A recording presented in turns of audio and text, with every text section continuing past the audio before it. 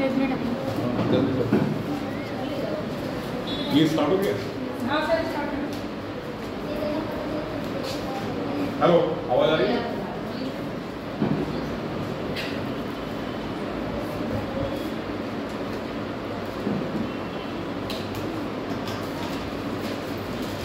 तो बेटा हम लोग जो आज टॉपिक स्टार्ट करेंगे वो है ह्यूमन फिजियोलॉजी का। ठीक है, हम लोगों ने क्या क्या देखा? बायोलॉजी की बेसिक बातें देखी, जिसमें सेल बायोलॉजी पढ़ा, ठीक है, पोषण के बारे में पहले पढ़ लिया, तो बायोटेक पढ़ लिया, एप्लीकेशंस ऑफ बायोटेक्नोलॉजी पढ़ लिया, इसके अलावा ह्यूमन जीनोम प्रोजेक्ट और डीएनए फिंगरप्रिंटिंग पढ़ लिया। इतना कुछ हम लोगों ने अभी तक पढ़ा है, और अब जो स्टार्ट करेंगे वो है ह्यूमन फिजियोलॉजी, और उसमें जो पहला टॉपिक है हमारा फिजियोलॉजी का वो है डाइजेस्टिव सिस्टम। चैप्टर का नेम बेटा पाचन तंत्र।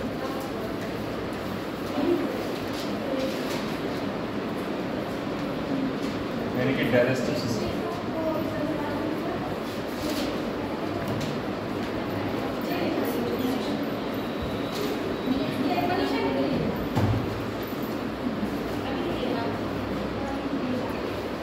क्या होता है पाचन तंत्र, कोई बताएगा? पाचन तंत्र क्या होता है? अच्छा, पाचन क्या होता है? पाचन क्या होता है? खाना खाया बच गया, पाचन हो गया।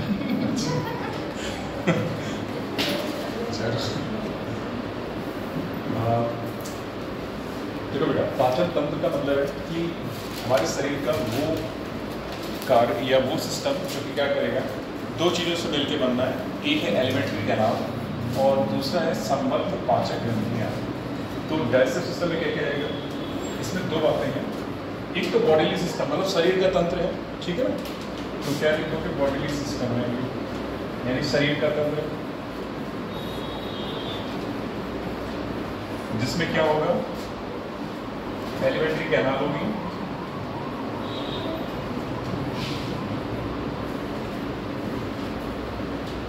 और क्या होगा बेटा, एसोसिएटेड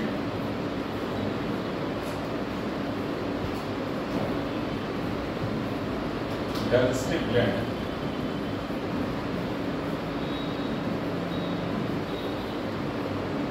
तो हमारे पाचन तंत्र के दो भाग हैं, ठीक है। पहला भाग क्या है?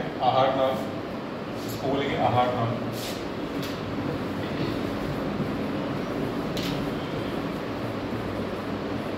और इसको बोलेंगे पाचक ग्रंथियां या पाचक ग्रंथियां।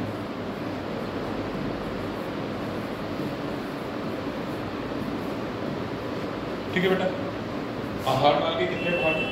दो भाग, ठीक है। क्या क्या है?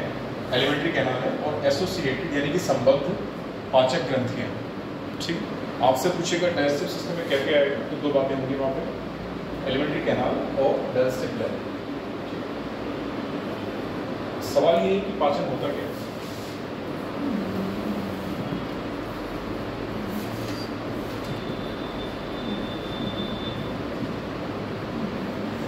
ठीक है, पाचन क्या है?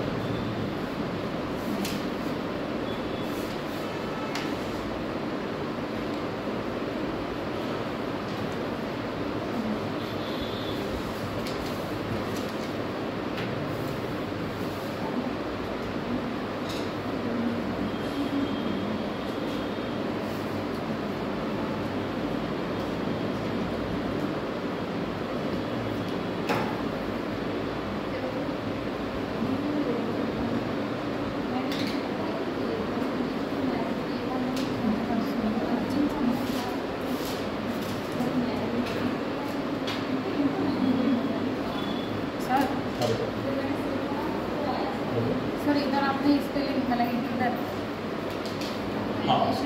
डाइजेशन है, सॉरी समझा नहीं, फिर से बोलो। नहीं सर, चल गया सर, बोलो बोलो।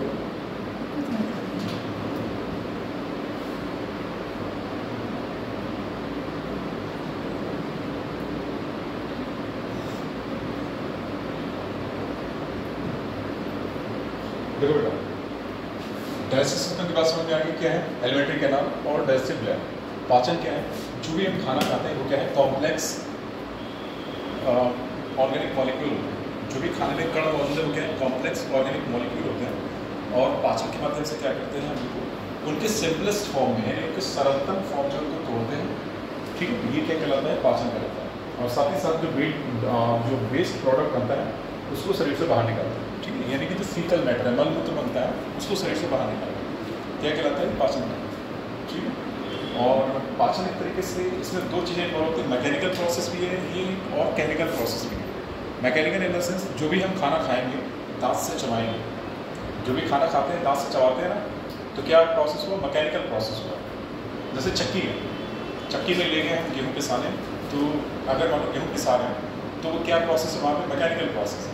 ठीक है, यांत्रिक प्रोसेस है। ऐसे ही अगर हम दांत से भोजन चबाने की बात करें तो क्या है, ये एक मैकेनिकल प्रोसेस है। ठीक है, मैकेनिकल प्रोसेस में क्या हो रहा है कि जो भी हम खाना खा रहे हैं उसको छोटे छोटे पार्ट्स में तोड़ते हैं। ठीक है, लेकिन जब हम केमिकल प्रोसेस की बात करेंगे तो विभिन्न एंजाइम के माध्यम से जो कॉम्प्लेक्स ऑर्गेनिक मॉलिक्यूल है उनको तोड़ेंगे, उनके सिंपलेस्ट फॉर्म, ये केमिकल डाइजेशन कहलाता है। ठीक है, तो डाइजेशन की दो बातें आपने, mechanical and chemical process.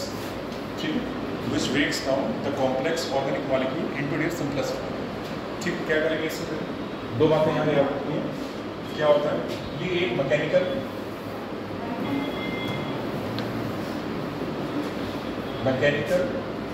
And chemical process.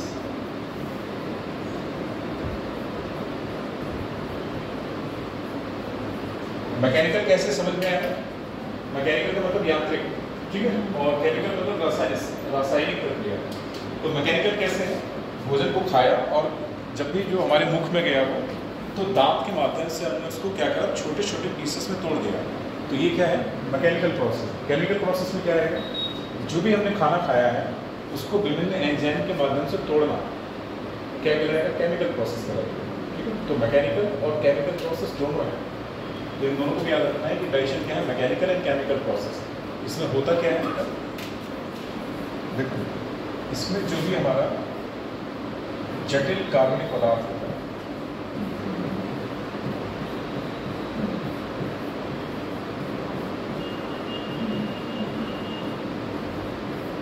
इसको हम इसमें तोड़ेंगे, इसको इसके सरलतम अवयव में तोड़ते हैं, सरलतम अवयव। ठीक है, और क्या लिखेंगे,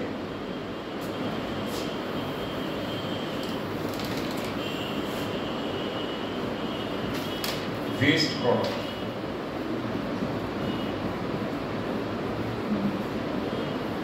बेटा ये तो बॉडी में क्या हो जाएगा, सरलतम अवयव जब टूटेंगे, ठीक है, ये तो बॉडी में आत्मसात हो जाएंगे, यानी एसिमिलेट हो जाएंगे, शरीर में आत्मसात हो जाएंगे, यानी कि शरीर में मिल जाएंगे, एसिमिलेट हो जाएंगे। जो वेस्ट प्रोडक्ट है ना, ये शरीर से बाहर होने, ठीक है, ये क्या होंगे, जो फीकल मैटर बनेगा, वेस्ट प्रोडक्ट, जिसको फीकल मैटर बोलेंगे, फीकल मैटर, ये क्या होगा बेटा, ये शरीर से बाहर होगा। लिख लेना, शरीर से बाहर होगा।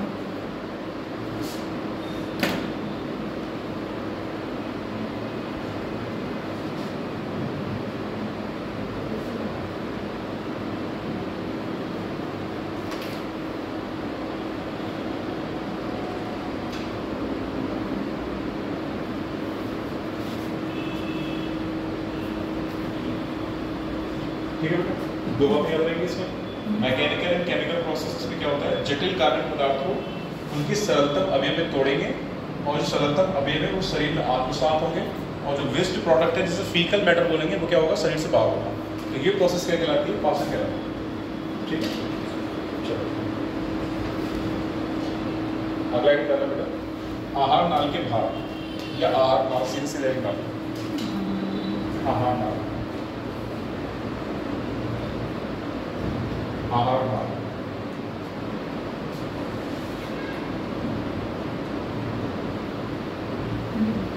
आहार नाल, यह मुख गुहा से प्रारंभ होकर, यह मुख गुहा, यह मुख से सीधे सीधे, यह मुख से प्रारंभ होकर ये मुख से प्रारंभ होकर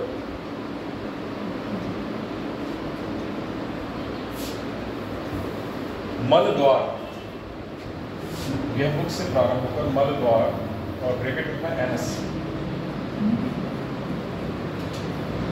हम लोग बात करें एलिमेंट्री कैनाल की, बेटा एक मिनट, एलिमेंट्री कैनाल की, और ये कहाँ से प्रारंभ हो रही है? माउथ से प्रारंभ हो रही है और कहाँ तक जा रही है? एनएस तक जा रही है, और एनएस को ही बोलते हैं मल द्वार। तो वही हमने लिखा बेटा, यह मुख से प्रारंभ होकर मल द्वार तक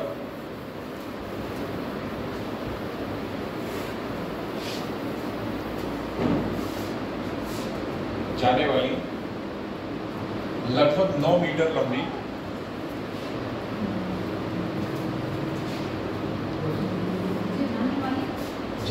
लगभग 9 मीटर लंबी, ब्रैकेट लिखा बेटा 9 मीटर लंबी, ब्रैकेट लिख लो 32 से 36 फीट। अगर फीट में पूछा जाएगा तो क्या होगा? 32 से 36 फीट, और मीटर में तो 9 मीटर। अगर मीटर में पूछेंगे तो कितना है? 9 मीटर, लगभग 9 मीटर मतलब, और फीट में पूछेंगे तो कितना है? 32 से 36 फीट।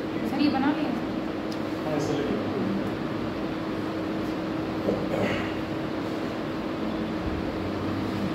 9 मीटर, देखिए में 32 से 36 फीट लंबी एक नली होती है, लंबी एक नली होती है जिसके निम्नलिखित भाग होते हैं, जिसके निम्नलिखित भाग होते हैं। नहीं लिखा था? चलो, ये 9 मीटर, अगर हम बात करें फीट में तो 32 से 36 फीट लंबी होती है। ओके, अब इसके निम्नलिखित भाग होते हैं, इसके किसके? आहार नाल के। आहार नाल के निम्नलिखित भाग होते हैं, आहार नाल के निम्नलिखित भाग होते हैं। जरा इसके भाग के नाम सुनो, क्या क्या होता है। पहला होता है बक्कल कैविटी, मुख गुहा जिसको बोलते हैं।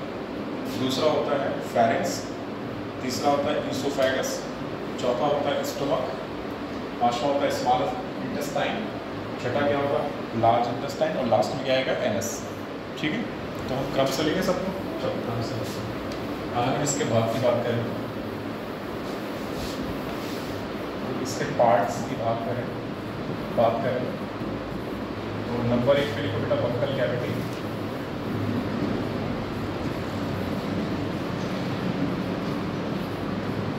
इसको हिंदी में लिखते हैं मुख गुहा।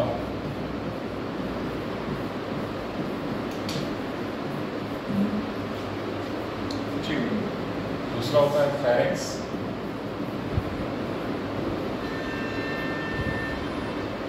तीसरा होता है, इसको ग्रसनी बोलते हैं,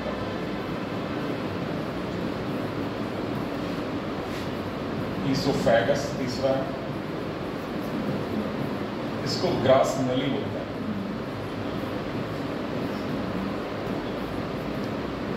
चौथा है स्टोमक,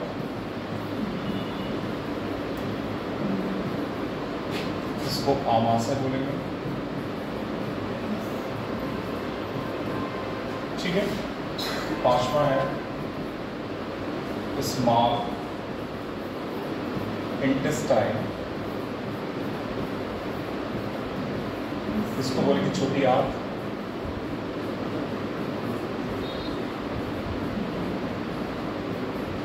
और छठा यहाँ पे लिख रहे हैं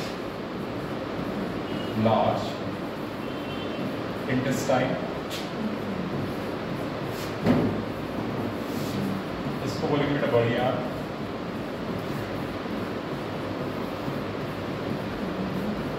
ठीक है, तो ये मेजर पार्ट है।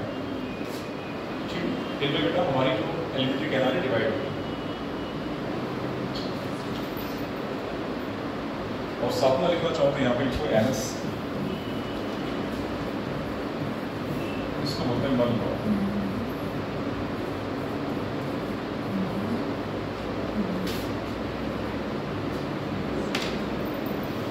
ठीक है, ये क्रम से याद होने चाहिए सभी के सभी। पहले क्या आएगा?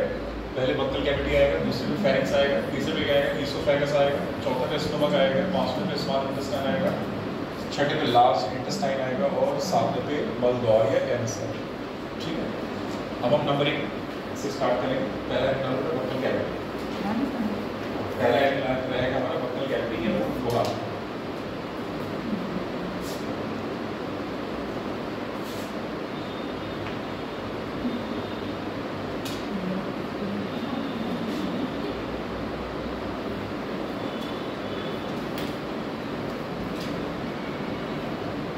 कितना हो गया सबका पार्ट से नाम होगा ये लिखे। तो नंबर 1 पे लिखो बेटा बक्कल कैविटी या फोड़ा।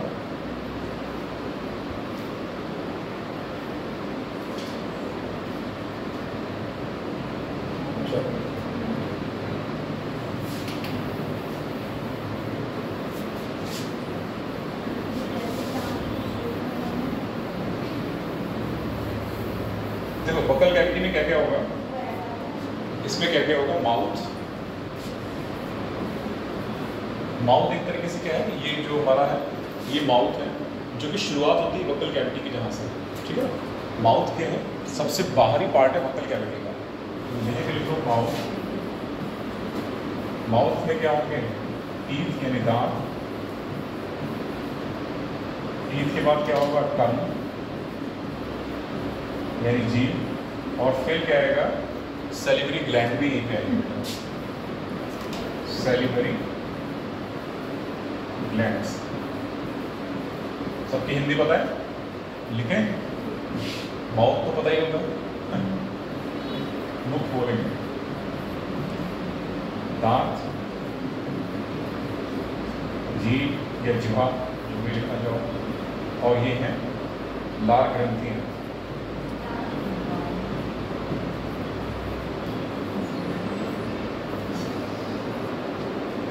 ठीक है, लार ग्रंथियां। शुरुआत करें माउथ से। तो माउथ क्या है, मुख क्या है, मुख को कैसे डिफाइन करोगे, माउथ क्या है, एक स्पेशल दरार होती है, दरार।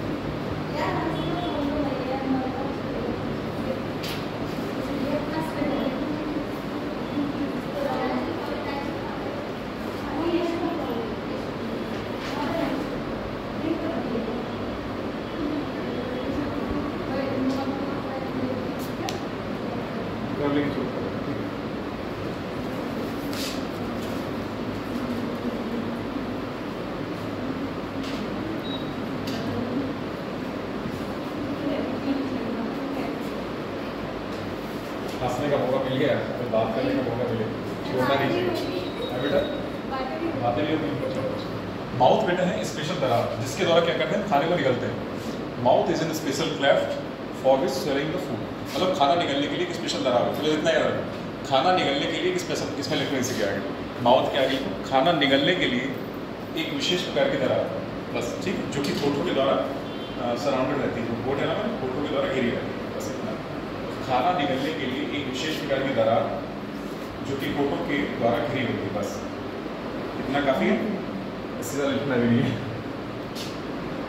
खाना निकलने के लिए एक विशेष प्रकार की दरार जो कि फोटो के द्वारा घिरी रहती है, बस। माउथ के बारे में इतना। बात करते हैं दांत की, और दांत के बारे में थोड़ा सा डिटेल में पढ़ेंगे, क्योंकि इसमें से पूछे जाते हैं सवाल कुछ। ये बेटा सभी भाग लिख लिए इसके।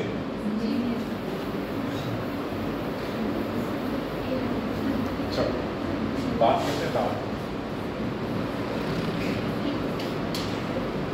दांत क्या होता है, दांत कैल्शियम फॉस्फेट और कैल्शियम कार्बोनेट का बना एक भाग होता है, जो कि कहाँ स्थित होता है, मुंह के अंदर पाया होता है। क्या करेगा, भोजन को चबाने का काम करता है। ठीक है, तो इसका जो लगभग इसमें 95% भाग किसका बना होता है, कैल्शियम फॉस्फेट से बना होता है। कैल्शियम फॉस्फेट का बनाना। ठीक है बेटा, दांत किसके बने होते हैं आपसे पूछेगा भाई, तो कैल्शियम फॉस्फेट। ठीक है, और 85 मिलेगा से बोलो, 95 मिलेगा 85 का। ठीक है, तो 85% दांत में क्या मिलेगा, कैल्शियम फॉस्फेट मिलेगा। बचे 15% में क्या मिलेगा, हाँ 85 कर दो। ठीक है, अब जो बचा जो भी प्रतिशत उसमें क्या मिलेगा, कैल्शियम कार्बोनेट मिलेगा और कैल्शियम क्लोराइड वगैरह मिलेगा, तो ये मिलेगा बचे 15%। तो बचे 15% में क्या मिलेगा बेटा, कैल्शियम कार्बोनेट होगा,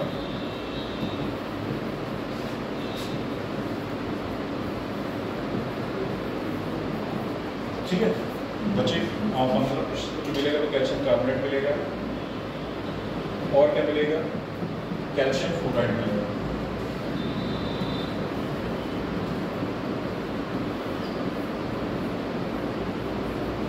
कैल्शियम फ्लोराइड बचे 15%। ठीक है,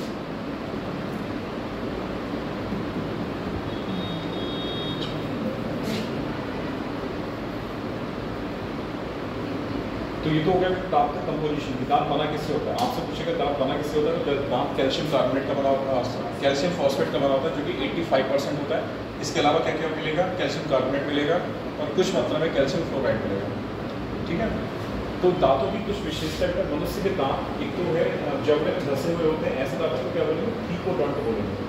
मनुष्य के दांत जो है 2 बार जन्म लेते हैं, मतलब एक बार दूध के दांत आते हैं और एक बार परमानेंटली दांत आते हैं, उनको बोलेंगे, उस कंडीशन को बोलते हैं डाइफ्यूडोंट। और मनुष्य के दांत विभिन्न प्रकार के होते हैं, ठीक है, जैसे इंसाइजर, कैनाइन, प्रीमोलर और मोलर। तो ऐसे दांतों का क्या बोलेंगे, हेट्रोडोंट। ठीक है, तो दांत के प्रकार में हिस्सा है। तो मनुष्य के दांतों की विशेषता क्या है, थीकोडोंट, डाइफ्यूडोंट और हेट्रोडोंट। ठीक है, तो ये मनुष्य के दांतों की विशेषता है। थीकोडोंट का मतलब क्या है, जबड़े में धंसे हुए। डाइफ्यूडोंट का मतलब क्या है, 2 बार जन्म लेते हैं, एक बार मिल्की टीथ होता है और दूसरी बार जो निकलता है वो परमानेंट होता है। हेट्रोडोंट का मतलब विभिन्न प्रकार के होते हैं, जैसे इंसाइजर होता है, कैनाइन होता है, प्रीमोलर है, मोलर है। ठीक, दांत की अगर संरचना की बात करें तो सबसे बाहरी परत क्या कहलाती है, एनामल कहलाती है। भीतरी परत क्या कहलाती है, डेंटाइन परत। ठीक है, इतनी बात याद रहेगी। दांत 2 हिस्सों में बना रहता है, एक होता है रूट कैनाल और एक होता है रूट। दांत की अगर बात करें तो दांत का जो भाग है एक क्राउन कहलाता है और एक रूट कहलाता है। क्राउन जो हमें दिखता है, क्राउन वाला पोर्शन कौन सा है दांत का, जो हमें दिखता है, और रूट वाला पोर्शन क्या है, जो जबड़े में धंसा रहता है, वो रूट कहलाता है। ठीक, इतनी बात नहीं है। मनुष्य के दांत, मनुष्य के दांत मसूड़ों में धंसे हुए होते हैं। मनुष्य के दांत मसूड़ों में धंसे हुए होते हैं। ऐसे दांत को थीकोडोंट कहा जाता है। ऐसे दांत को थीकोडोंट,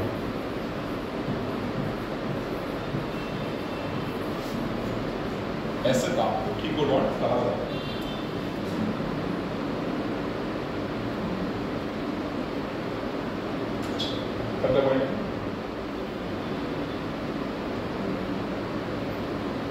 मनुष्य के दांत 2 बार जन्म लेते हैं। मनुष्य के दांत 2 बार जन्म लेते हैं, इसलिए इन्हें डाइफ्यूडोंट कहते हैं।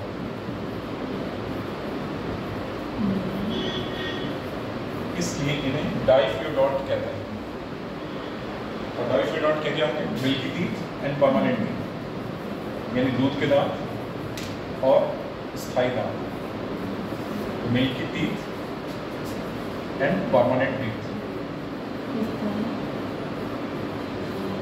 एंड परमानेंट टीथ, तो ये क्या रहेंगे, diphyodont, milky teeth and permanent teeth.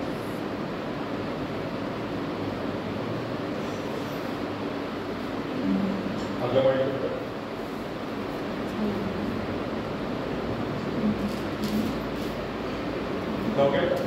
डाइफ्यूडोंट का मतलब है 2 बार जन्म लेते हैं। एक बार होता है मिल्की टीथ निकलते हैं और दूसरी बार क्या होता है, परमानेंट टीथ, स्थायी दांत। अगर परमानेंट टीथ टूट जाएगा तो क्या हो जाएगा, अपले बोलते हैं गाँव में। हाँ, ये सारे परमानेंट। अगर ये दांत टूट गया तो दोबारा नहीं आना, फिर तो आपको जो है नया जो आर्टिफिशियल टीथ है ना वही लगाना पड़ेगा। ठीक है, अगला पॉइंट करते हैं। मनुष्य के दांत भिन्न भिन्न प्रकार के होते हैं। मनुष्य के दांत भिन्न भिन्न प्रकार के होते हैं जिन्हें हेट्रोडॉन्ट कहा जाता है। बेटा यहाँ लिखा है तब समझना। मनुष्य के दांत भिन्न भिन्न प्रकार के होते हैं जिन्हें हेट्रोडॉन्ट कहा जाता है। इस तरीके से हेट्रोडॉन्ट कहा जाता है। मनुष्य के दांत भिन्न भिन्न प्रकार के होते हैं जिन्हें हेट्रोडॉन्ट कहा जाता है।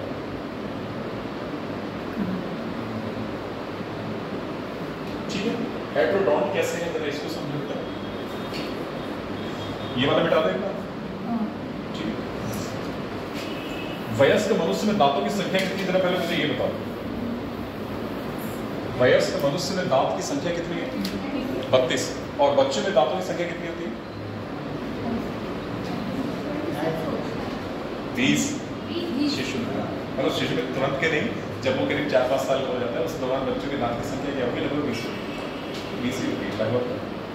देखो अगर हम बात करें 2, 1, 2, 3 बटे में भी लिख लो 2, 1, 2, 3। क्या है ये, जरा इसको देखो। I, C, P और M।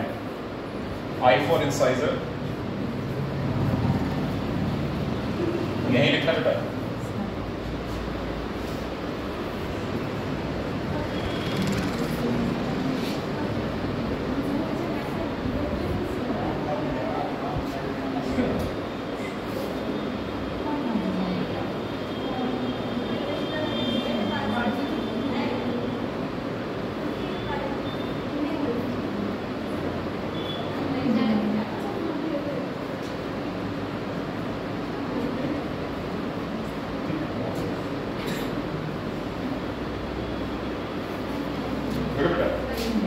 क्या लिख रहे हैं? Incisor, C for canine, P for, इसको बल्कि PM बोलते हैं लेकिन फिर भी इसको प्रीमोलर लिखा है, और M फॉर मोलर। ठीक है, तो यानी कि क्या है, इंसाइजर प्रकार का है, कैनाइन प्रकार का है, प्रीमोलर है और मोलर। 4 प्रकार के दांत, 4 भिन्न प्रकार के दांत हैं, इसीलिए इसको क्या बोलेंगे? हेट्रोडॉन्ट बोलेंगे। बात समझ में आ गई? मनुष्य में 4 भिन्न प्रकार के दांत पाए जाते हैं जिसमें इंसाइजर होता है, कैनाइन होता है, प्रीमोलर होता है, मोलर होता है। इनको 4 प्रकार के होने के आधार पर इसको क्या बोलेंगे? हेट्रोडॉन्ट बोलेंगे। अब ये जो डेंटल फॉर्मूला लिख रहा है ये एडल्ट का है, यानी एक वयस्क मनुष्य का है। और ये कैसे बनेगा? इसको भी अगर हम ऐसे कर दें और इसको अगर ऐसे कर दें और जगह यहाँ देखो 2 से गुणा करें इसको और 2 से यहाँ गुणा करें। ठीक, जरा पहले ये वाला जोड़ के बताओ कितना होगा? 2, 3, 5 और 3 8। 8 ऊपर है, 8 नीचे है, 16। ठीक है, 8 को यहाँ से गुणा करोगे तो कितना आएगा? 16। 8 को यहाँ से गुणा करोगे तो 16 और दोनों को जोड़ोगे तो कितना हो जाएगा? 32। टोटल दांत कितना मिलेगा? 32। ये किसमें मिला है? एडल्ट। तो ये एडल्ट का डेंटल फॉर्मूला है, यानी कि दंत सूत्र है। और जो कि किसका है दंत सूत्र? ये वयस्क का है, एडल्ट।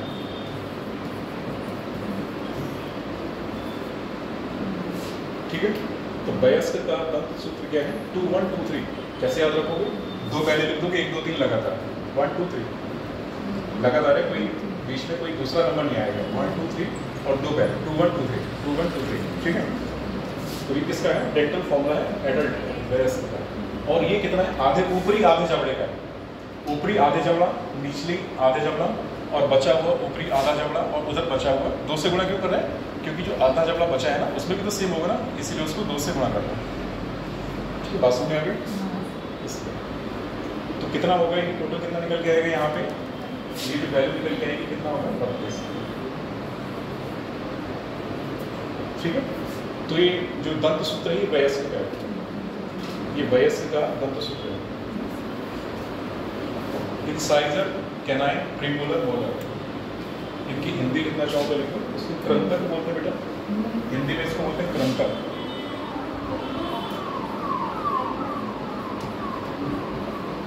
क्रंतक, रदनक,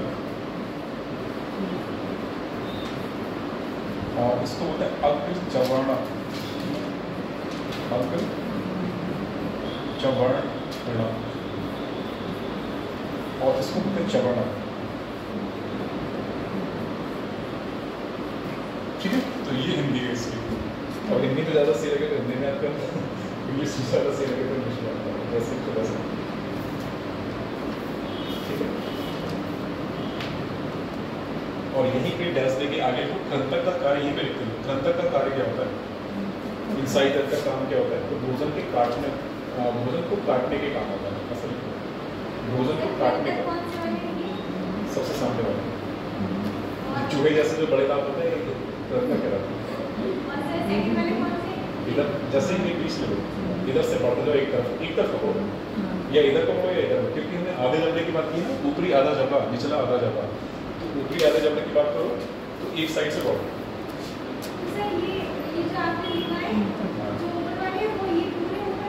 आधा आधा ऊपर का आधा जबड़ा, हाँ तभी तो 2 से गुणा किया बेटा, तभी तो 16 होगा। ऊपर 16 नीचे 16 दोनों को मिलाओगे तभी तो 32 होगा। अब समझे? इंसाइजर का काम लिखो बेटा, यह भोजन को काटने के काम आता है। यह भोजन को काटने के काम आता है। रत्नक में लिखो, यानी कि कैनाइन वाले, यह भोजन को चीरने और फाड़ने के काम आता है। भोजन को काटने, बाइटिंग का काम होता है, और सेकंड वाला पियर्सिंग का काम होता है। हिंदी में लिखो। कृंतक क्या करता है? भोजन को काटने का काम करेगा। रत्नक में लिखो बेटा, यह भोजन को चीरने और फाड़ने का काम करता है।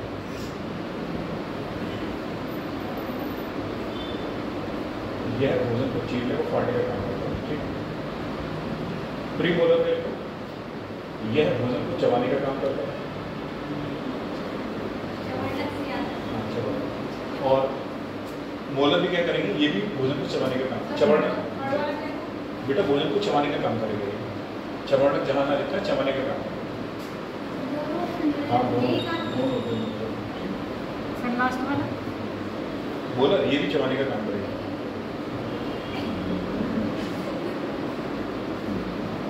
ठीक है, नोट करके लिखो। बच्चों में दंत सूत्र या बच्चों का दंत सूत्र, ठीक है, बच्चों का दंत सूत्र, और हम इसको बिठा दें।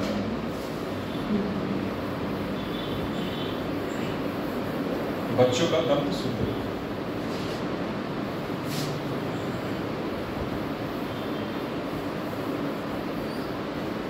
देखो बेटा, अगर हम बच्चों में दंत सूत्र की बात करें, डेंटल फॉर्मूला इन चिल्ड्रन,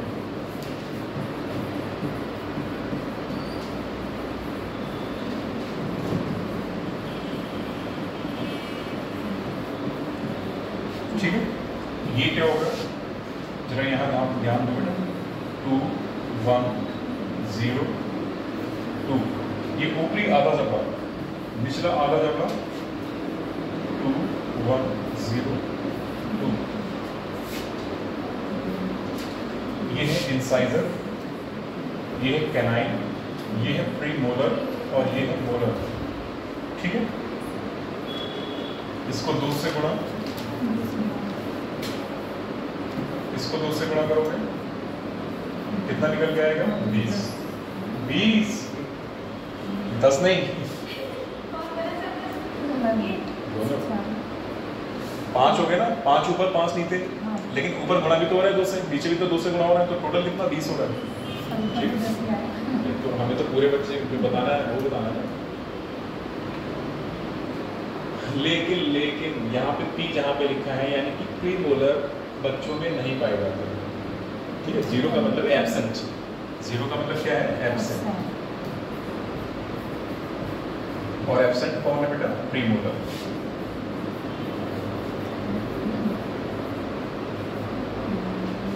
तो बच्चों में कौन सा नहीं पाया जाएगा? प्रीमोलर। ऐसा नहीं, बच्चों में कौन सा दांत नहीं पाया जाएगा? प्रीमोलर ही पाया जाएगा। तो नोट करके लिखो बेटा, बच्चों में प्रीमोलर एब्सेंट होता है। बच्चों में प्रीमोलर एब्सेंट होता है। बच्चों में प्रीमोलर एब्सेंट होता है।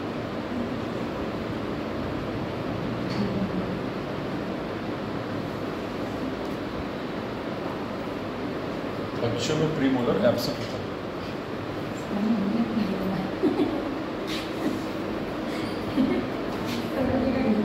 आपकी क्यों बात करेगा? अच्छा, बच्चों में प्रीमोलर एब्सेंट होता है।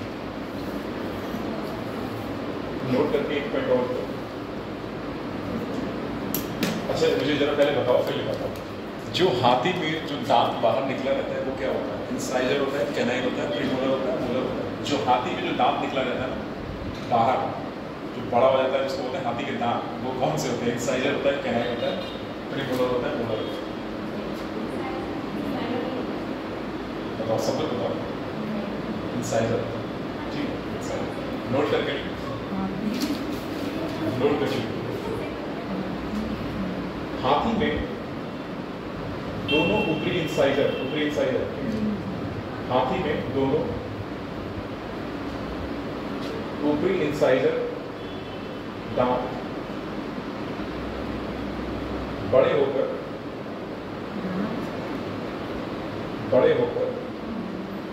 मुख गुहा से, यानी बक्कल कैविटी, मुख गुहा से बाहर निकले हुए दिखाई देते हैं। मुख गुहा से बाहर निकले हुए दिखाई देते हैं, उन्हें टस्क कहते हैं। ये इंसाइजर क्या कहलाएंगे? टस्क। इसमें एलिफेंट में TUS के टस्क, उन्हें टस्क कहते हैं। ठीक है, तो ये तो बेटा दांत के बारे में। माउथ हो गया, दांत हो गया, अगला पार्ट क्या बक्कल कैविटी का? जीभ। तो नंबर 3 करके लिखो जीभ।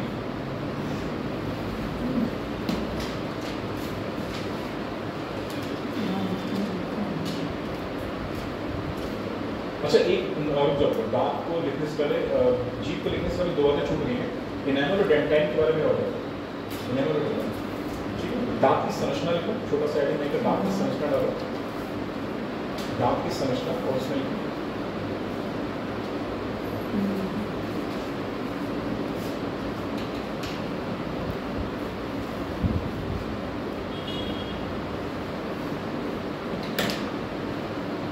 दांत का जो हिस्सा उभरा हुआ दिखाई देता है, दांत का जो हिस्सा उभरा हुआ दिखाई देता है उसे क्राउन बोलते हैं। दांत का जो हिस्सा उभरा हुआ दिखाई देता है उसे क्राउन बोलते हैं। मुकुट, क्राउन होता है। दांत का जो हिस्सा उभरा हुआ दिखाई देता है उसे क्राउन बोलते हैं। जबकि जबड़े में धसे हुए भाग को रूट बोलते हैं। जबकि जबड़े में धसे हुए भाग को रूट बोलते हैं।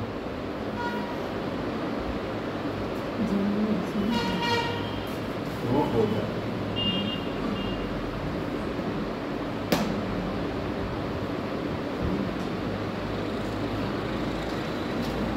इसमें फुल स्टॉप के बाद क्राउन,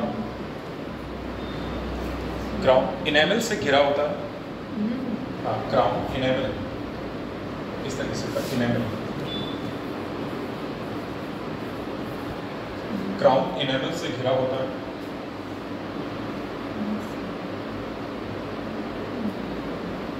क्राउन इनेमल से घिरा होता है जो शरीर में पाई जाने वाली सबसे मजबूत हड्डी होती है। जो शरीर में पाई जाने वाली सबसे मजबूत हड्डी होती है।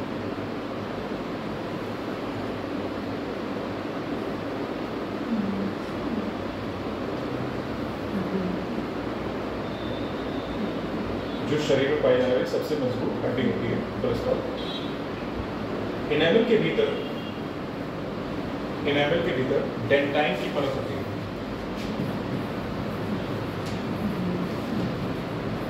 इनेमल के भीतर डेंटाइन की परत होती है। इनेमल के भीतर डेंटाइन की परत होती है। ठीक है बेटा, इतनी बातें लिखेंगे आप लोग, इसमें जो खास बात। ठीक है, इनेमल क्या होता है? सबसे मजबूत हड्डी है जो कि किसकी बनी होती है? जो हमने लिखा था दांत की संरचना में, कैल्शियम फॉस्फेट और कैल्शियम कार्बोनेट। तो यही किसका निर्माण करता है? ये इनेमल यही बनाते हैं, कैल्शियम फॉस्फेट और कैल्शियम कार्बोनेट। अगला एक तरफ जी। हाँ जी।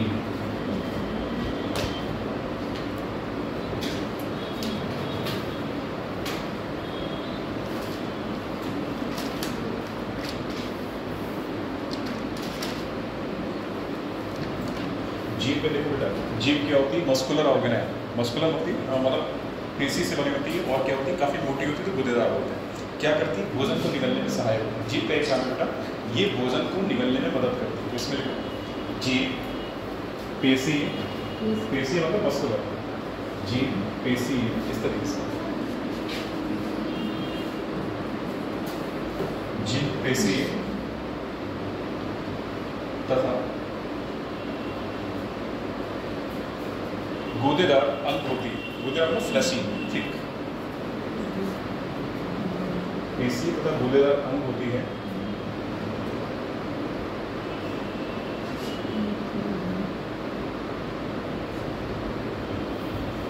जिसकी संरचना त्रिकोणाकार होती है, ट्रायंगुलर इन शेप। जिसकी संरचना त्रिकोणाकार, त्रिकोणाकार मतलब क्या होगा? Triangular in shape. जिसकी संरचना त्रिकोणाकार होती है, और इसका यह है भोजन को निगलने में सहायक होती है। यह भोजन को निगलने में सहायक होती है। यह भोजन को निगलने में सहायक होती है।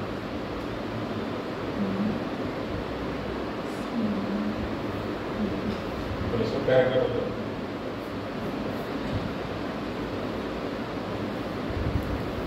जीभ की ऊपरी सतह पर, जीभ की ऊपरी सतह पर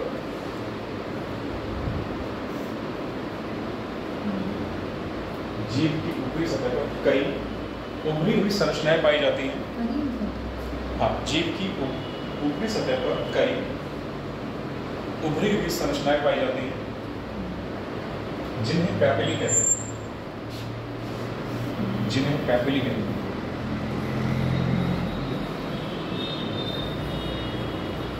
जिन्हें पैपिली कहते हैं।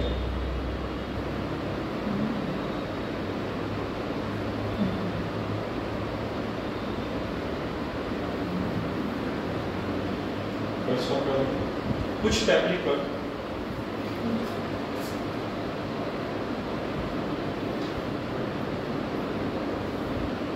पैपिली पर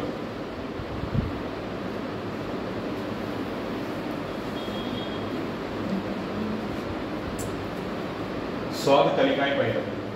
कुछ पैपिली पर स्वाद कलिकाएं, टेस्ट बड्स। हाँ, कुछ पैपिली पर स्वाद कलिकाएं पाई जाती हैं। कुछ पैपिली पर स्वाद कलिकाएं पाई जाती हैं। बेटा ये जीभ की संरचना हो गई। अगला पॉइंट है हमारा लार ग्रंथि। चौथा पॉइंट है ना बक्कल कैविटी का, लार ग्रंथि है। लार ग्रंथि है। कितने जोड़ी लार ग्रंथियां होती है मनुष्य में? 3 जोड़ी। मनुष्य में कितने जोड़ी लार ग्रंथियां होंगी बेटा? 3 जोड़ी होंगी। कौन कौन सी होंगी जरा देखते हैं। अगर हम सलाइवरी ग्लैंड्स की बात करें,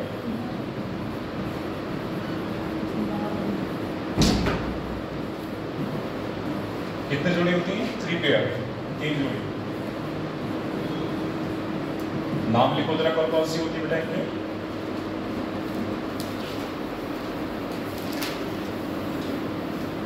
देखो इसके नाम लिखना है। पहला नाम क्या लिखेंगे?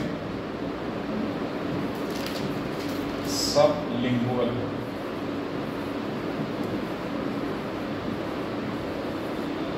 कहाँ पाई जाएगी? सब का मतलब है नीचे और लिंगुअल का मतलब है जीभ। तो जीभ के नीचे, जीभ के नीचे।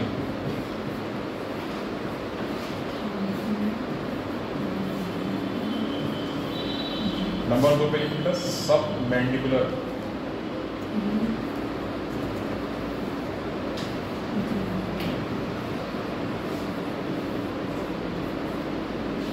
सब मैंडिबुलर कहाँ पाई जाएगी? जबड़े के ठीक पीछे, ठीक है ना? तो ये जबड़े के ठीक पीछे पाई जाती है। इस पर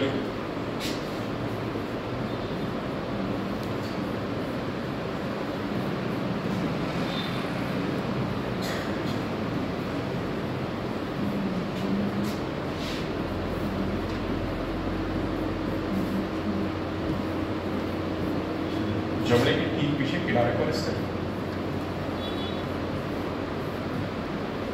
ठीक है,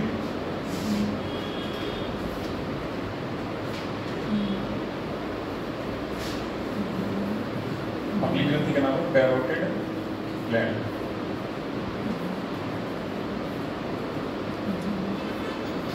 ये कहाँ पाई जाती है? कर्णमूल के ठीक सामने।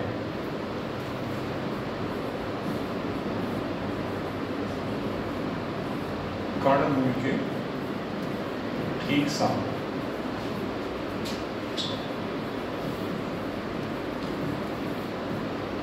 ये पाई जाती है कर्णमूल के ठीक सामने। ठीक है, तो तीनों ग्रंथियों के नाम पता चल गए, तीनों की लोकेशन पता चल गई। ठीक है, तो पहली है सबलिंगुअल, दूसरी सब मैंडिबुलर और तीसरी क्या है? Parotid gland. पहले का बदल के लिखो बेटा।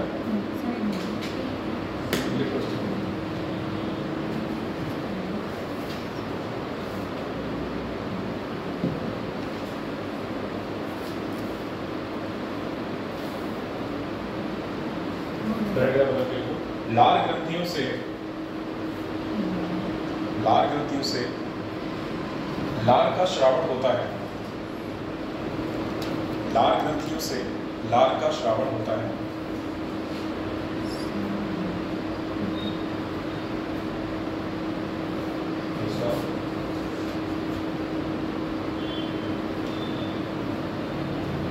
लार हल्की अम्लीय होती है। लार हल्की अम्लीय होती है जिसका पीएच, लार हल्की अम्लीय होती है जिसका पीएच 6.8 होता है, जिसका पीएच 6.8 होता है। पीएच का मतलब समझ आ रहा है सबको? पीएच क्या है? ऐसा कोई बच्चा जिसको पीएच ना समझ में आ रहा? पीएच क्या है जरा बताओ कोई। पीएच क्या है बेटा, कोई बताओ जरा, सबको समझ में आ रहा है तो बताओ। पीएच क्या है?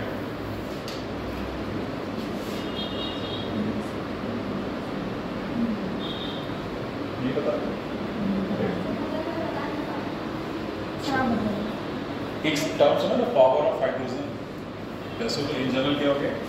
Power of hydrogen. और अगर और अच्छे से बात करते हैं तो negative logarithm of this tan. इतना नहीं जाना, सीधे क्या है? Power of hydrogen. ठीक है, एक स्केल होता है बेटा, पीएच स्केल। अगर हम पीएच स्केल की बात करें, जरा यहाँ क्या,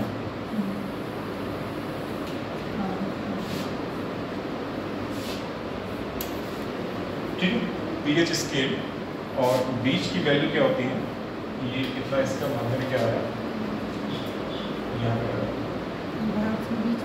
ये 7, ये है 14। ठीक है, और यहाँ पे क्या हो जाएगा? 0। ठीक है, अगर 7 से पीछे की तरफ बढ़ेंगे तो कोई भी लिक्विड है या कोई माध्यम है तो वो कैसा हो जाएगा? अम्लीय हो जाएगा। 7 से पीछे की तरफ बढ़ेंगे तो क्या होगा? अम्लीय होगा। 7 से आगे की तरफ बढ़ेंगे, इधर ये पीछे बढ़ रहे हैं यहाँ से, और ये इधर क्या बढ़े? इधर आगे। 7 से 14 की तरफ बढ़ेंगे तो माध्यम क्या होगा? क्षारीय होगा। ठीक है, तो माध्यम मिलेगा क्षारीय। 7 के बाद क्या आएगा? फिर इधर आएगा, हमको 8 मिलेगा। 8, 9, 10, 11, 12 और 13, यानी कि 8, 9, 10, 11, 12, 13। और इधर बढ़ेंगे तो क्या मिलेगा हमें?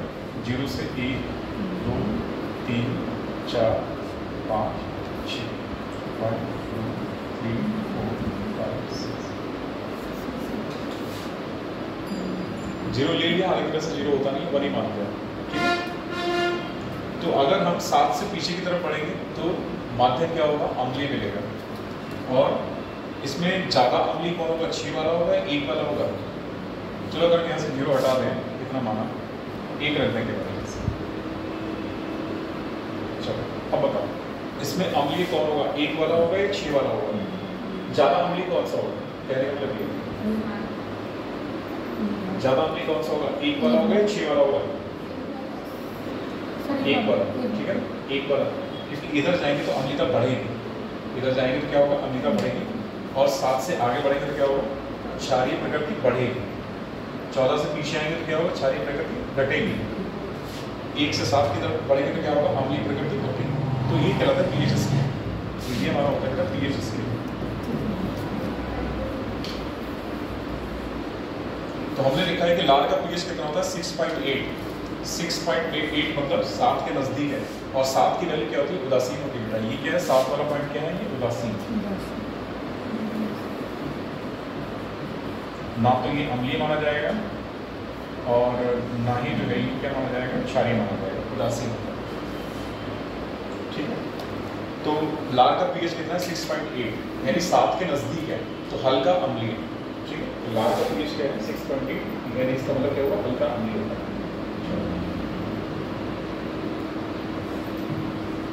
तो जहां पे लिख रहे थे हम लोग, उसके आगे लिखो, लार में टाइलिन नामक एंजाइम पाया जाता है। लार में टाइलिन, लार में इंग्लिश में लिखो, लार में टाइलिन नामक एंजाइम पाया जाता है, जो भोजन में उपस्थित स्टार्च को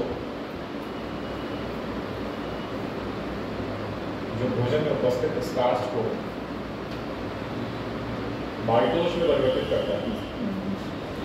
जो भोजन में उपस्थित स्टार्च को माल्टोज में परिवर्तित करता है। देखो बेटा, स्टार्च या कार्बोहाइड्रेट लिखते हैं एक बार, किसमें कन्वर्ट करता है? माल्टोज। कौन कर रहा है? टाइलिन। या इसी का नाम एक और है, इसी को बोलते हैं सलिवरी एमाइलेज। नाम से क्लियर है कि सलिवरी कहाँ पाया जाएगा? सलाइवा यानी लार में। Salivary amylase. माल्टोज क्या है? डाइसैकराइड है, यानी कि इसमें मोनोसैकराइड की 2 यूनिट पाई जाए, और कौन सी होगी? Glucose plus glucose. तो ये काम करता है टाइलिन। स्टार्च को किसमें बदलेगा? माल्टोज में बदलेगा। माल्टोज क्या है? डाइसैकराइड है, और टाइलिन को सलिवरी एमाइलेज में।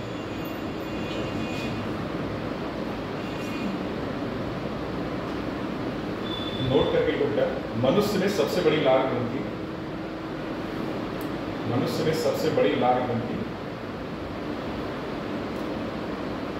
पैरोटिड ग्रंथि होती है। मनुष्य में सबसे बड़ी लार ग्रंथि पैरोटिड ग्रंथि होती है। मनुष्य में सबसे बड़ी लार ग्रंथि पैरोटिड ग्रंथि होती है। अगला नोट करके लिखो,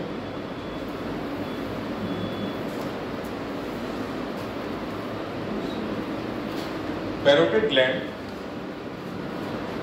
सांप में स्नेक्स, पैरोटिड ग्लैंड सांप में पॉइजन ग्लैंड में बदल जाती है, यानी विष ग्रंथि में बदल जाती है।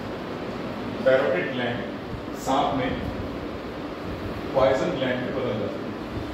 अगर आपसे पूछा जाए कि सांप में जो ग्रंथि होती है, विष ग्रंथि वो कौन सी है? तो पैरोटिड ग्लैंड ही होती है। पैरोटिड ग्लैंड सांप में पॉइजन ग्लैंड यानी विष ग्रंथि में बदल जाती है, विष ग्रंथि में बदल जाती है।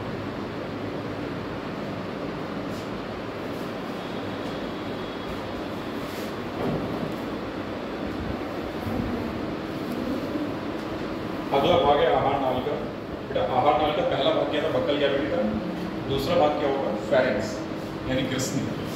तो दूसरा भाग है हमारा आहार नाल का ग्रसनी। जो आहार नाल का दूसरा भाग है वो है ग्रसनी, बी नाम करके लिखते हैं फेरिंक्स।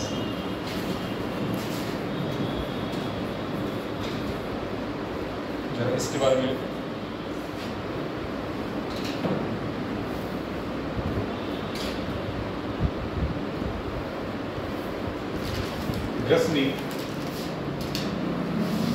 ग्रसनी खाना व हवा के लिए,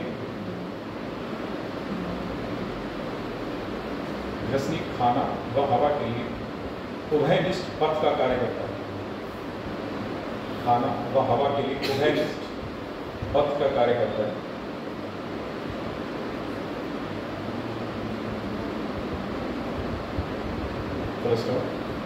ग्रसनी के ऊपरी भाग को ट्रैकिया बोलते हैं।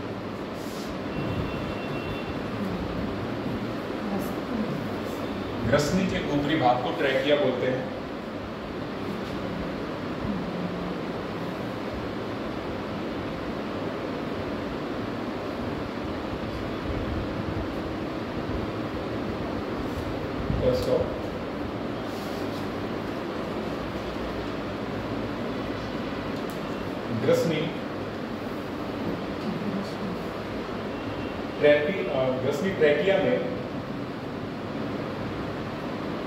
ग्रसनी ट्रैकिया में एक द्वार के द्वारा खुलती है।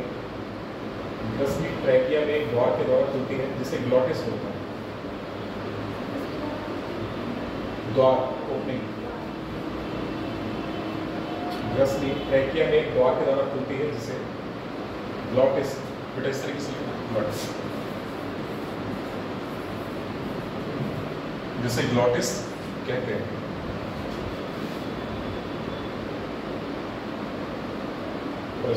ग्लॉटिस एक पलड़े द्वारा ढका रहता है। ग्लॉटिस एक पलड़े द्वारा ढका रहता है जिसे एपिग्लॉटिस बोलते हैं।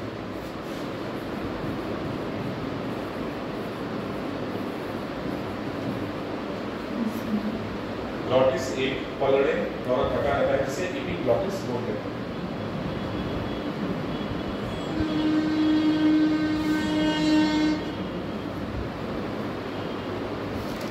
भोजन निकलते समय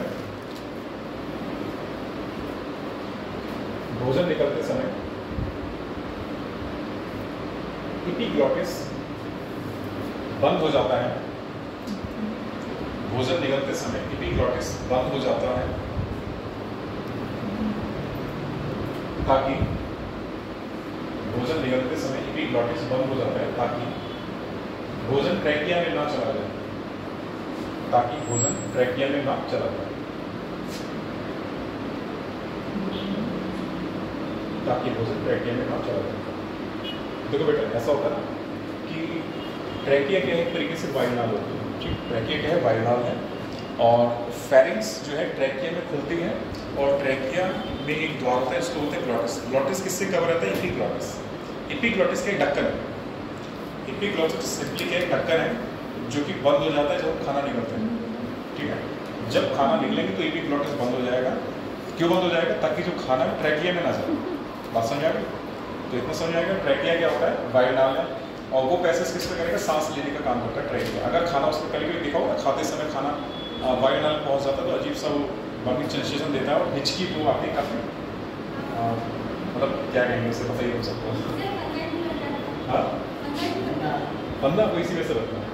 जब खाना जो है हमारे वायुनाल में पहुँचता है तभी वही फंदा लगना होता है। ठीक, तो अगला पार्ट है हमारा आहार नाल का ईसोफेगस।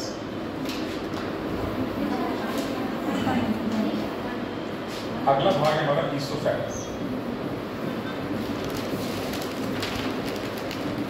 और इसको बोलते हैं ग्रासनल। ठीक है, इसको बोलेंगे ग्रासनल।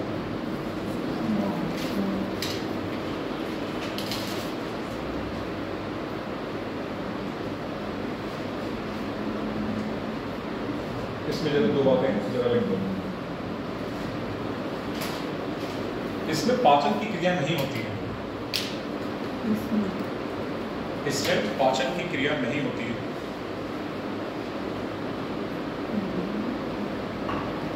यह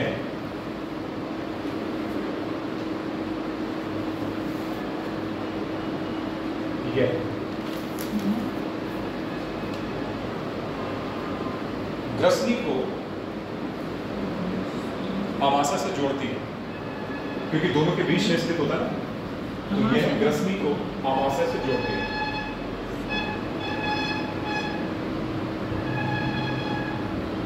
यह ग्रसनी को आमाशय से जोड़ती है।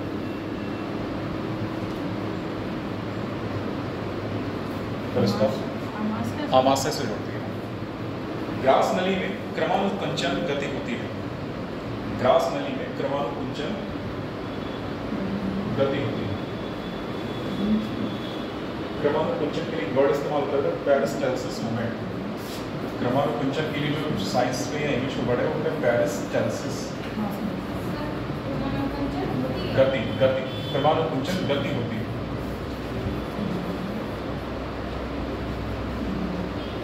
अच्छा, ये क्रमानुकुंचन गति होती है, इसी के माध्यम से खाना आहार नाल में आगे बढ़ता है। ठीक है ना, इसी के माध्यम से क्या होता है, खाना आहार नाल में आगे बढ़ता है। बिल्कुल गति होती है जिसके माध्यम से खाना आहार नाल में आगे बढ़ता है। जिसके माध्यम से खाना आहार नाल में आगे बढ़ता है।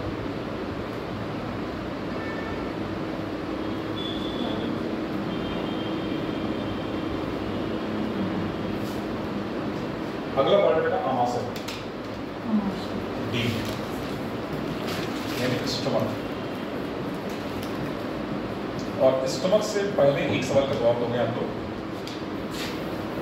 खाने में जब लार मिलती है ना मुख गुहा में, लार कहाँ मिल रही है, मुख गुहा में। लार प्लस फूड, इसको क्या कहोगे, इसको पूछा जाता है बक्कल कैविटी में। नोट करके बेटा वही के लिखो। जब खाने में लार मिलती है तो इसको क्या बोलते हैं, बोलस बोलते हैं। एक टर्म आता है बोलस।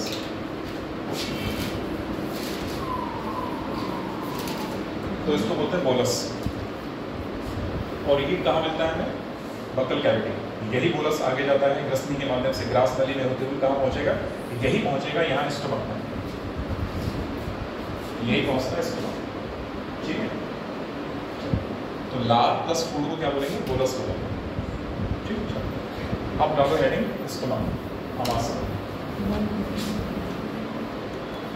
और जब इसमें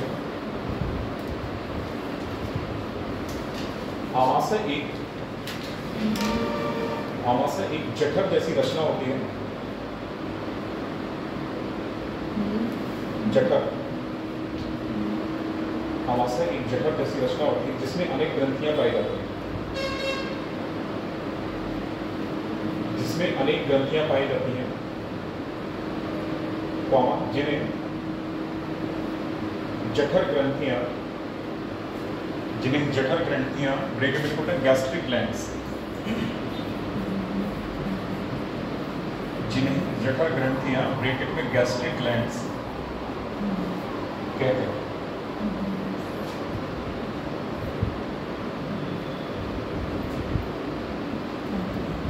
तो इसको जठर ग्रंथियों से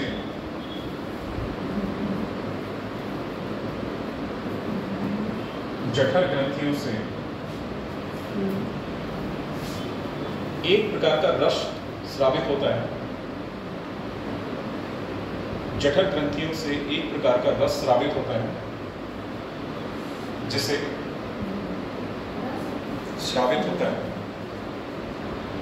जठर रस, ब्रैकेट में गैस्ट्रिक जूस के लिखा हुआ, जिसे जठर रस ब्रैकेट में गैस्ट्रिक जूस कहते हैं। गैस्ट्रिक जूस कहते हैं। तो गैस्ट्रिक जूस कहाँ से मिलेगा बेटा, गैस्ट्रिक ग्लैंड से स्रावित होगा। और गैस्ट्रिक ग्लैंड्स कहाँ मिलेगी, तो ये आमाशय की दीवार में मिलेगी। इसको ऐसे पूरा लगा। तो गैस्ट्रिक ग्लैंड्स कहाँ है बेटा, स्टमक में है। स्टमक में क्या है, गैस्ट्रिक ग्लैंड्स। गैस्ट्रिक ग्लैंड से क्या निकल रहा है, गैस्ट्रिक जूस निकल रहा है। ठीक है,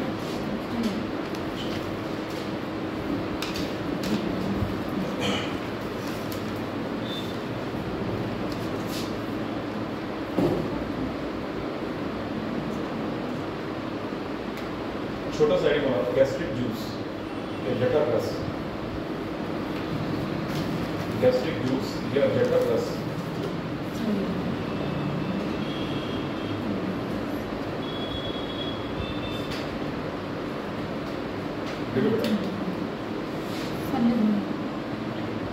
छोटा सा बना, गैस्ट्रिक जूस या जठर रस।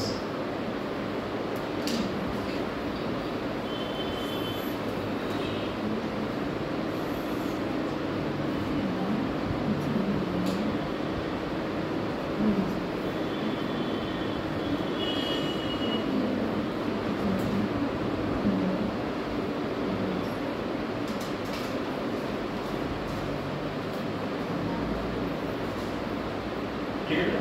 गैस्ट्रिक जूस हम लोग बात करते हैं, गैस्ट्रिक जूस।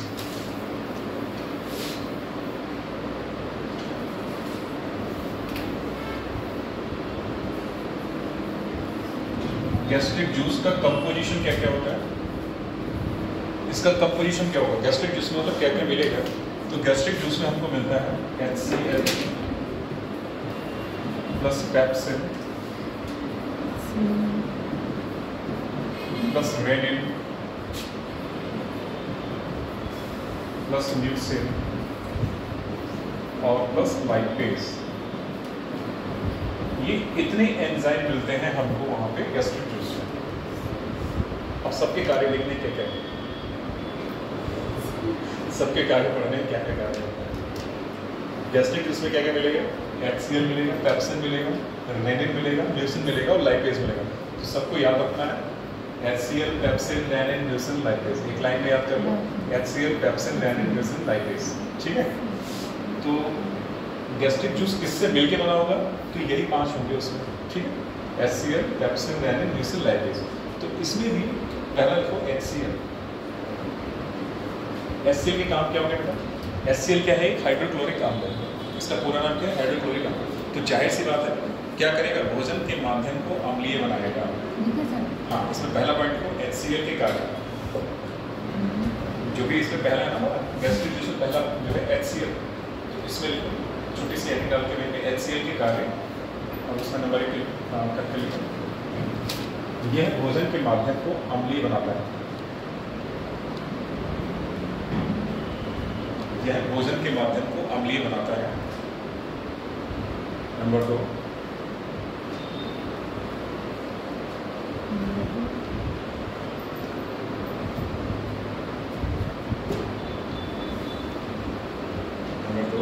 यह भोजन के साथ आए हानिकारक जीवाणुओं को नष्ट करता है। यह भोजन के साथ आए हानिकारक जीवाणुओं को नष्ट करता है। और नंबर 3 बोर्ड पे लिख रहा हूँ, हाँ, हानिकारक जीवाणु को नष्ट करता है। और नंबर 3 में आपको पहले लिख लो, फिर जो मैं बोर्ड पे लिख रहा हूँ उसको बना लो।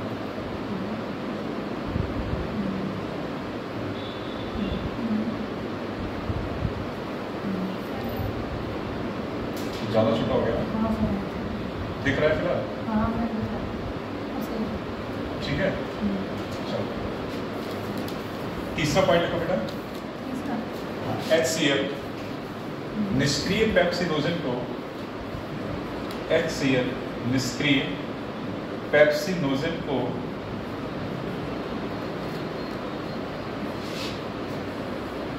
HCl निष्क्रिय पेप्सिनोजन को सक्रिय पेप्सिन में बदलता है।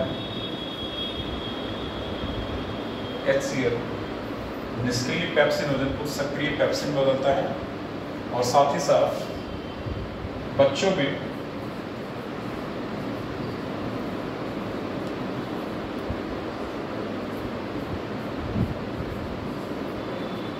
ये नवजात कर रहे हैं, इन्फेंट्स, नवजात। और साथ ही साथ नवजात में निष्क्रिय प्रोरेनिन को सक्रिय रेनिन में बदलता है।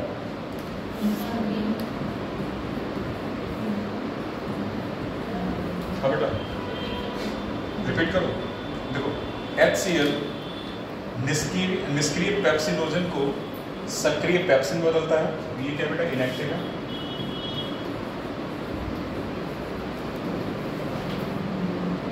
और साथ ही साथ नवजात में निष्क्रिय प्रोरेनिन को, और साथ ही साथ नवजात में निष्क्रिय प्रोरेनिन को सक्रिय रेनिन में बदलता है। ठीक है, लिखने के बाद ये दोनों बनाओ। ठीक है,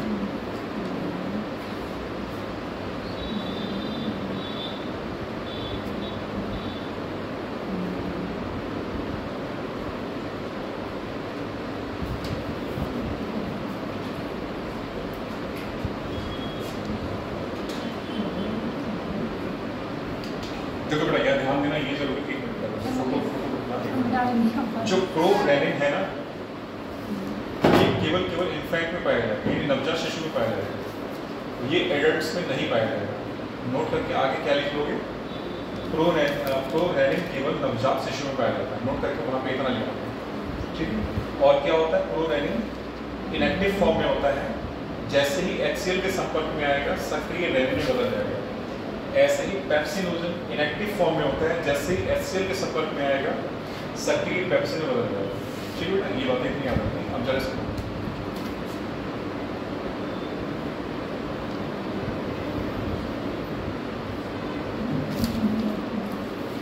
ठीक है, ये हमारा HCl हो गया। अब नंबर 2 लिखो पेप्सिन के कार्य। अगला है हमारा एंजाइम पेप्सिन।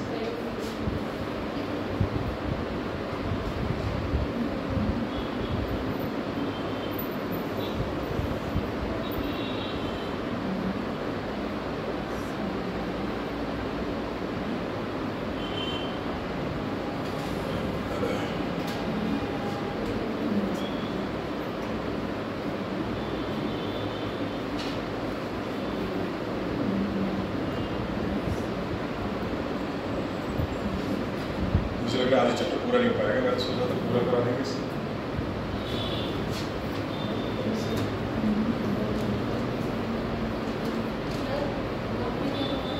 नोट में मैंने ये बोला कि प्रोरेनिन केवल इन्फेंट इन नवजात शिशु में पाया जाता है, प्रौढ़ में नहीं पाया जाता, मतलब वयस्कों में नहीं पाया जाता।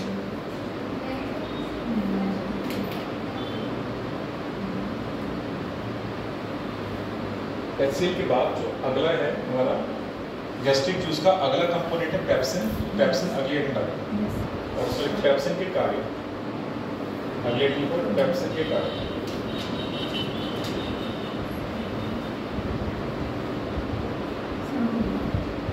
ठीक है, तो इसमें लिखो पेप्सिन के आगे ये पेप्टिक सेल से स्रावित होता है। ये बेटा मिटा रहा हूं मैं, ठीक है।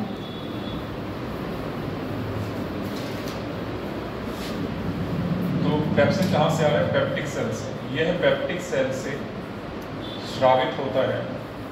और कैसे स्रावित होगा, इनएक्टिव फॉर्म में। इनएक्टिव फॉर्म क्या है, पेप्सिनोजन। तो पेप्टिक सेल से इनएक्टिव फॉर्म यानी पेप्सिनोजन में स्रावित होता है, पेप्सिनोजन की फॉर्म में स्रावित होता है। और जैसे ही HCl के संपर्क में आएगा वैसे ही किसमें बदलेगा, पेप्सिन बदलेगा। ठीक है, पेप्सिन पेप्टिक सेल से स्रावित होता है। ठीक है,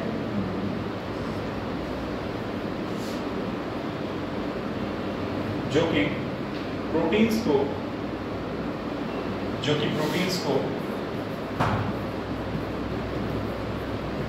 प्रोटियोसेस एंड पेप्टोन्स में तोड़ता है।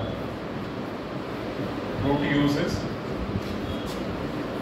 और पेप्टोन्स में तोड़ता है। लिखने के बाद ये वाला बना देना पेप्सिन, जो कि प्रोटीन्स को प्रोटियोसिस और पेप्टोन्स में तोड़ता है। लिखने के बाद ये बना देना,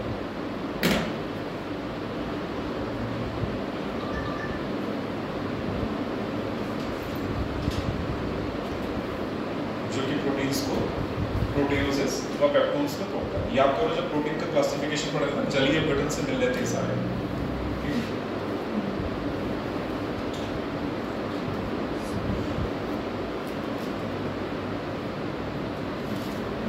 लिखने के बाद अगला वाला लिखो, रेनिन के कारण।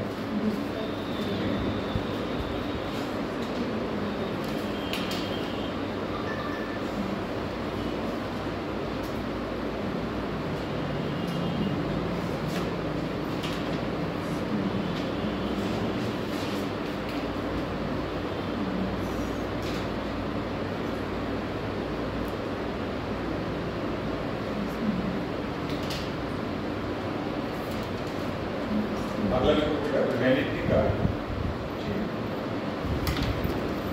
हो गया इतना बेटा में सबका हो गया।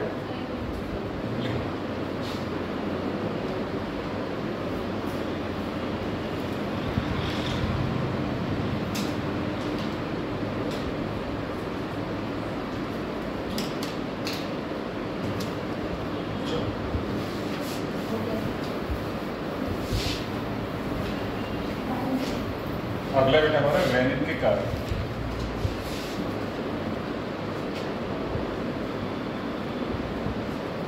ये वाला रेनिन के कार्य, ठीक है। तो पहली बात तो बताइए कि इनएक्टिव फॉर्म में श्रावित होगा, और वो इनएक्टिव फॉर्म क्या कहलाएगी? प्रोरेनिन। और जैसे ही प्रोरेनिन HCl के संपर्क में आएगा, एक्टिव रेनिन में बदल जाएगा, ठीक है। तो रेनिन के कार्य हम लोग पढ़ रहे हैं। तो रेनिन क्या करेगा? आप लोग देखो, रेनिन दुग्ध प्रोटीन कैसीन, दुग्ध प्रोटीन कैसीन, ये बेटा कैसीन, ये मिल्क प्रोटीन। रेनिन दुग्ध प्रोटीन कैसीन को, रेनिन दुग्ध प्रोटीन कैसीन को कैल्शियम पैराकैसिनेट में बदलता है। कैल्शियम पैराकैसिनेट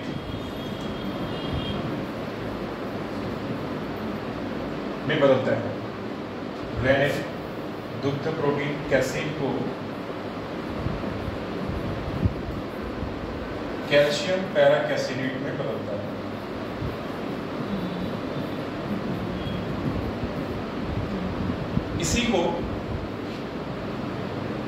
इसी प्रक्रिया को इसी प्रक्रिया को चर्निंग ऑफ मिल्क भी कहते हैं। इसी प्रक्रिया को चर्निंग ऑफ मिल्क भी कहते हैं। इसी प्रक्रिया को चर्निंग ऑफ मिल्क भी कहते हैं। ये कर्डलिंग ऑफ मिल्क होता है। तो ये बनाओ,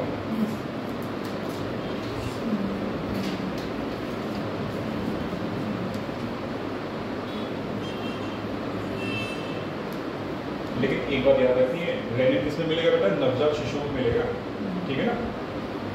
तो ये याद रखना। आपने देखा होगा कि बच्चे, छोटे बच्चे जब दूध पीते हैं अक्सर, तो वो उल्टी करते हैं, ऐसा लगता है उनके मुंह से दूध फटाफटा निकल रहा है। तो वही क्या है? वो चर्निंग ऑफ मिल्क, वही प्रोसेस क्या कहलाती है? Churning of milk. और जो मिल्क से बनना है वो कैल्शियम पैराकैसिनेट होता है, यानी कि उसको बोलते हैं दही जैसा बन जाना, ठीक है। तो वो यही होता है, कैल्शियम पैराकैसिनेट।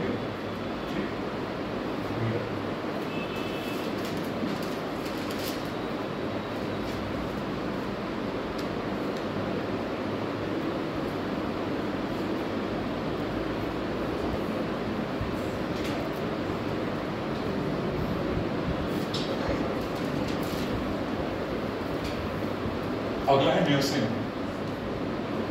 म्यूसिन के कारण, म्यूसिन के कारण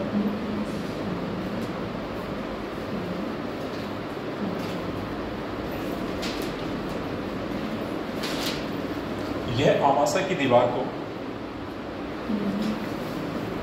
यह आमाशय की दीवार को चिकना बनाए रखता है। यह आमाशय की दीवार को चिकना बनाए रखता है। क्यों चिकना बनाए रखेगा? ताकि HCl जो है आमाशय की दीवार को नुकसान ना पहुंचा सके, ठीक है। क्योंकि HCl क्या है? हाइड्रोक्लोरिक अम्ल है, जो कि स्ट्रॉन्ग एसिड होता है। पहले इतना, यह आमाशय की दीवार को चिकना बनाए रखता है ताकि HCl आमाशय की दीवार को क्षति ना पहुंचा सके। ताकि HCl हाइड्रोक्लोरिक अम्ल, ताकि HCl आमाशय की दीवार को क्षति ना पहुंचा सके।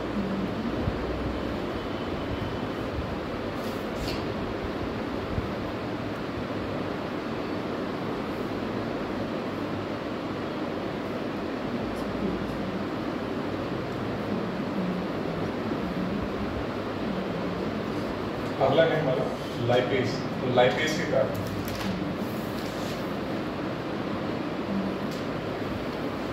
इसमें लिखो बेटा, यह वसा को, वसा मतलब लिपिड या फैट, जो भी हम घी तेल खाते हैं वो, ठीक है। यह वसा को वसा अम्ल व ग्लिसरॉल में तोड़ता है। यह वसा को वसा अम्ल व ग्लिसरॉल में तोड़ता है, ठीक है। ग्लिसरॉल में तोड़ता है। इतना लिखने के बाद नोट करके लिखना, एक छोटी सी चीज़ है, आपको आमाशय के भाग के नाम पता होना चाहिए कि आमाशय में क्या क्या मिलता है, ठीक है ना। आमाशय के भाग की अगर बात करें तो एक छोटा सा डायग्राम बनाने की कोशिश करें। नोट करके लिखो ना आमाशय के भाग।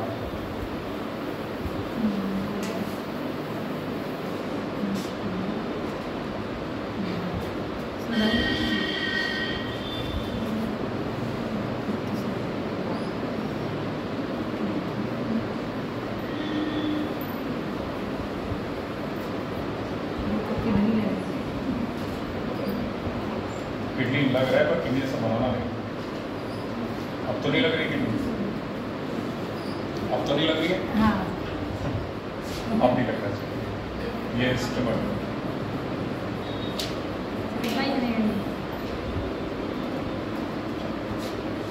ये वाला रीजन कहलाता है कार्डियक। ये कहलाता है फंडस। ये कहलाती है बॉडी और लोअर रीजन कहलाता है पाइलोरस। इतने नाम याद होना चाहिए आमाशय में आपको। आमाशय के 4 नाम याद होना चाहिए। 4 भाग हैं, इसके 4 में कर दिया। तो पहला भाग क्या है हमारा कार्डियक, दूसरा भाग है फंडस, तीसरा भाग है बॉडी और सबसे निचला भाग क्या है पाइलोरस। चलो आमाशय के भाग डाल के लिखो, डायग्राम बनाओ और 4 नाम लिखो।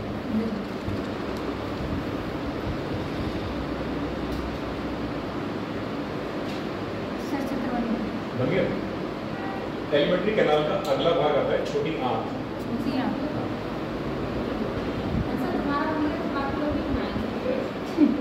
लड़ो बना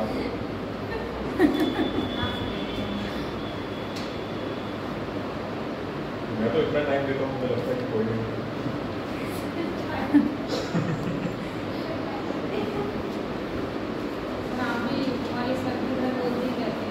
कौन बोलता रहता है, कौन बोल सकता है? मुझे किसी से तुलना मत करो। देख सर मैं तो 30 वाले सर ज़्यादा बोलते हैं, आप कम बोलते हैं सर। नहीं तो आप वैसे नहीं बोलते, मुझे लिखा ही रहते हैं। हाँ। अरे पैसे बोलने का टाइम ही कहाँ है, सिलेबस पता है कितना है। हाँ चलो पढ़ लो अच्छा पहले, बाकी आप लाई जगह क्लास के बाहर करेंगे।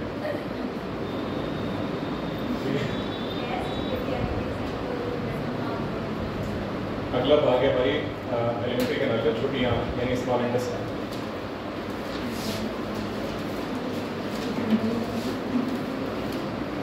जो भी नंबर आ रहा है आई थिंक 5वां आएगा, ई नंबर पे आएगा स्मॉल इंटेस्टाइन। बड़ी सर 5वां है। हाँ मैंने ई लिखा है कि 5वें नंबर पे आता है। छोटी आंत,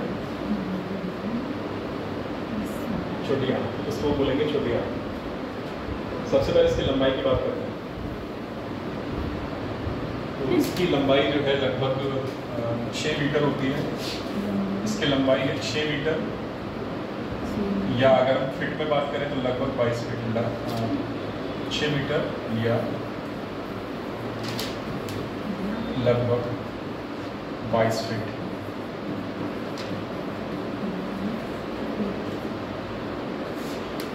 इसकी लंबाई बेटा कितनी है? 6 मीटर या लगभग 22 फीट। इसके भाग की बात कर लें सीधे सीधे पार्ट्स, तो इसके 3 पार्ट्स होते हैं। इसमें पहला है डियोडेनम। इसका ही नाम हिंदी में याद है पर मुझे ग्रहणी बोलते हैं। अगला है जिजुनम और थर्ड है इलियम। इलियम ये फटाफट देखो। इलियन की स्पेलिंग थोड़ी सी गलत है। सिंगल एल बना लो, डबल एल बना दिया आपको, सिंगल एल बना लो। एक एल बनाना, दोनों बनाना। सर मिटा दीजिए। अरे कोई बात नहीं, बना देना। कितना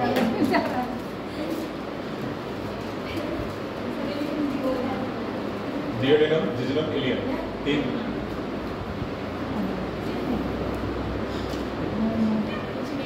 तो हो गया बेटा, 1 मिनट थोड़ा बहुत।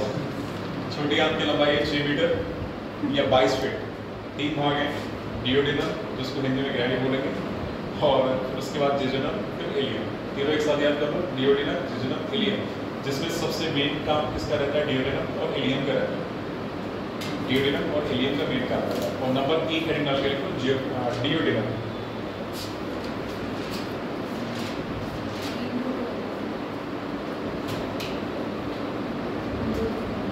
नंबर ई हेडिंग डाल के लिखो डियोडेनम। यह यू आकार की होती है, यह यू बड़ा यू बनाना, यह यू आकार की संरचना होती है, यह यू आकार की संरचना होती है।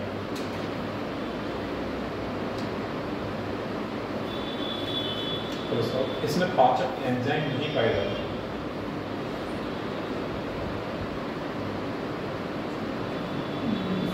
इसमें पाचक एंजाइम नहीं पाए जाते।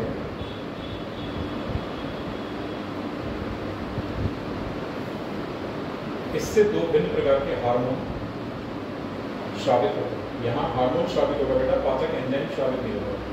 इसमें दो भिन्न, इससे दो भिन्न प्रकार के हार्मोन श्रावित होते हैं। देखो बेटा, दो भिन्न प्रकार के हार्मोन इसमें क्या क्या हो जाएंगे? पहला नाम थोड़ा टफ है, बस ऐसे याद रखना है। इसको बोलते हैं कोलिसिस्टोकाइनिन पेंटियोजाइनिन। तो ये इसका नाम है, कोलिसिस्टोकाइनिन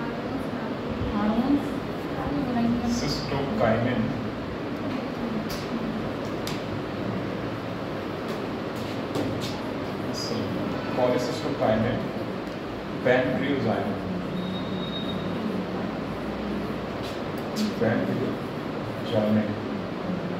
जाइमिन नहीं, शॉर्ट में बोलते हैं इसको CCK, काइमिन का, काइमिन। इस तरीके से कोलिसिस्टोकाइनिन पेंटियोजाइनिन, और इसको शॉर्ट में लिखते हैं CCKPZ।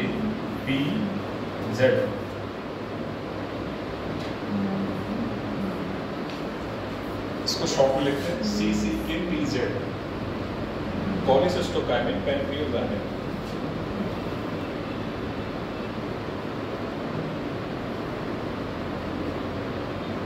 ठीक है, कोलिसिस्टोकाइनिन पेंटियोजाइनिन। अगला जो हार्मोन सेक्रेट हो रहा है बेटा, ये हो गया, इसका नाम लिख लिया, सबने लिख लिया। सर आज भी ये नहीं बेटा एक मिनट रुको, ये इसको पूरा कर लोगे। CCKPZ मैंने शॉर्ट में लिख दिया। एक हार्मोन और श्रावित होता है, वो है सेक्रेटिन। सेक्रेटिन क्या करते हैं? ये गाल ब्लैडर और इधर है पेनक्रियास, और ऐसे भी कर लो और इसको ऐसे भी कर लो। ठीक है, बनाओ पहले, इतना बनाओ, ऐसे बनाओ पहले। और यहाँ पे नीचे लिखना पेनक्रियाटिक जूस। यहाँ लिखो बेटा पेनक्रियाटिक जूस।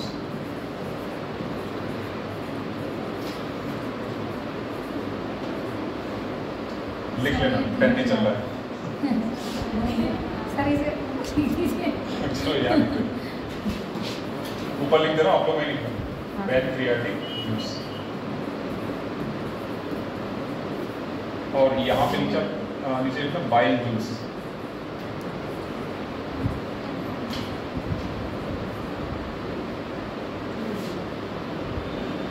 ठीक है, अब इतना लिखने के बाद जरा समझ लो कि क्या लिखना है। देखो बेटा, जो CCKPZ है वो सेक्रेटिन है। ये गाल ब्लैडर को उत्तेजित करेगा, किस लिए? ताकि ये बाइल जूस यानी पित्त रस का श्रावण कर सके। ऐसे ही CCKPZ और सेक्रेटिन पेनक्रियास को उत्तेजित करेगा, किस लिए? पेनक्रियाटिक जूस का श्रावण करने के लिए। ठीक है, ये कहना चाह रहा है। ठीक है ना, इतनी बात समझ में आई? तो दोनों क्या करते हैं? ये दोनों गाल ब्लैडर और पेनक्रियास को उत्तेजित करते हैं अपने अपने जूस श्रावित करने के लिए। ठीक है, और जो गाल ब्लैडर से श्रावित होता है उसको बाइल जूस बोलेंगे, पेनक्रियास से श्रावित होता है उसको पेनक्रियाटिक जूस बोलेंगे। ठीक है, सही है सर। हो गया, टाइम हो गया, रोक दो।